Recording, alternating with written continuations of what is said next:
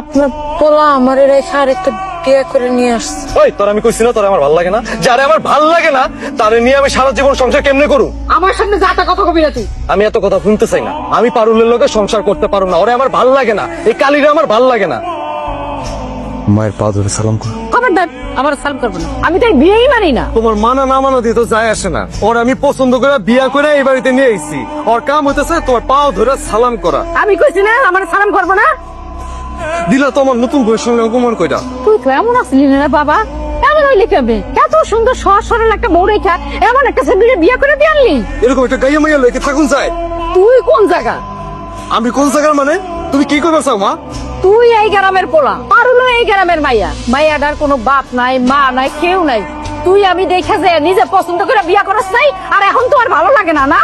দেখো মা, তখনকার কথা আলাদা, এখনকার কথা আলাদা। ওই সময় আমার ব্যবসা ছিল না, টাকা পয়সা ছিল না, এখন আমার টাকা পয়সা হয়েছে, আমার ব্যবসা হয়েছে, এখন আমার ওই কালিটার ভালো লাগে না, তাই আমার সুন্দর একটা বউ দরকার। আরে বাবা, টাকা পয়সা ওই এখানে লাশ সাহেব হয়ে গেছো, চোখ খুলে গেছে তোমার।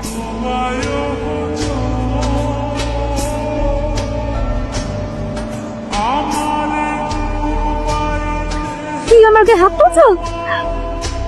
ওই বান্দি আমি না, বান্দি দেখছিস তুই। এখন থেকে সব কাজকর্ম তুই করবি। এখন থেকে আমি যা কইতে কমু, যা কমু তাই করবি, যেমনে কমু তেমনে করবি। 2 হাত দিয়ে তুই কাজ করবি, ঘরের সব কাজ তুই করবি, নাইলে এমনি ফালায় না মুখ বরাবর পাড়া মেনে মেলাম। ওই পারো তুই এগুলো কি শুরু করছস?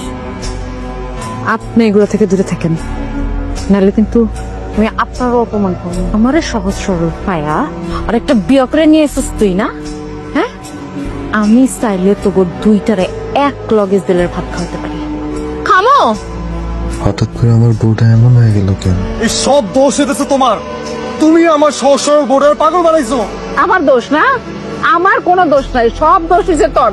তুই তো আগে এমন আসছিলি না, কেন এরকম হয়েছিস? আমার সুখের সংসারটা কেন নষ্ট করছস? আর এই সহজ সরল বোর্ডের তো তুই খেপাইছস, আর ও যা করতেছে ঠিক করতেছে। খবরদার আমার মেয়ের গায়ে হাত দিবেন না। পারুল, এটা কি কইতেছ তুমি? আমার মাইয়ার আমি আদর করতে পারুম না? না, পারবেন না। আপনার ঘরে নতুন বউ আছে না? যান ঘরে যান, আপনার নতুন বউরে ইচ্ছা মতো আদর করেন। কি থেকে যে কি হয়ে গেল আমি এটাই বুঝলাম না, আমার মাথায় তো কিচ্ছু কাজ করতেছে না। আমি কিচ্ছু শুনতে চাই না। তোমার যা সম্পত্তি আছে তুমি সব আমার নামে লিখা দাও। আর দূর, তুমি আছো সব সম্পত্তি লয়া, আমি আছি কত টেনশনে। আমার সোনার সংসারটা কেমন এলোমেলো হয়ে গেল গা। আমার সহজ সরল বড় বউটা কি করতেছে? মানে আমি মনে করছিলাম আমি আরেকটা বিয়ে করলে বড় বউটা মাইনা লইব, কিন্তু আমার বড় বউ যে এরকম একটা রূপ দেখাইবো আমি এটা ভাবতেও পারিনি। ওরে বাবা রে বাবা, আমি না এইসব কথা শুনতে চাই না। তা তোমার বড় বউ যদি তোমার কিছু করে ফেলে তাহলে আমার কি হইব? তুমি একটু ধৈর্য ধরো, আমি একটা ব্যবস্থা করতেছি। মা, পারুল, আর কে করেছো? আরে মা, অত সর্বনাশ হয়ে গেছে। আমার আলমারি ভাঙ্গা, আলমারির ভিতরে যে আমার নতুন ব্যবসা টাকা রাখছি, আমার টাকা পয়সা তো কোনো কিছুই নাই। গয়নাগাটি যেগুলো ছিল ওইগুলো কই? গয়নাগাটি টাকা পয়সা কোনো কিছু নাই আলমারির মধ্যে, আলমারি তো ভাঙ্গা। কি আল্লাহ! আমার বোন যেমন একটা কাম করবো এটা কি আমরা কেউ বুঝছিলাম? বিয়া দেওয়ানের আগে কি আমার কাছে একবার আইছিলেন, জিগাইছিলেন না মানে যে পরিবারের মানুষজনের এত টাকা পয়সার লোভ, সেই পরিবারের মেয়ে আর কেমন হবে? আমরা তো জানতাম বড় বউ রাজি আছে, এই জন্যই তো বিয়েটা দিছিলাম। আর রাখো মেয়ে তোমার ফালতু কথা। মকুলের মা আর মকুলের বউ যা কইছে ঠিকই তো কইছে। ওর বিয়ার একটা ঘটনা আসছে। আবার কি হয়েছে কও?